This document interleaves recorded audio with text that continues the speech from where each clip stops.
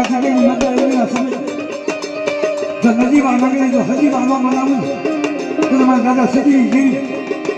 મેં દાદા હાથે હોતી ગીરીને ખોજ બની જાય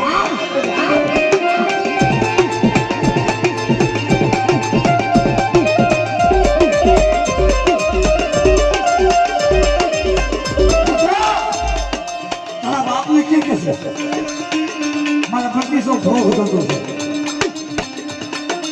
અત્યાર સુધી તારા બાપને નો શેક્યો તો હવે હું શેક્યો હા મારે કાંઈ વાંધો નહીં કે છે તારા પચીસો ભોગ થતો છે હમણાં મારા બાપને પૂછો કે છે પેલા ભોય તું દાદા સુઈ ભજન પાસે બાપા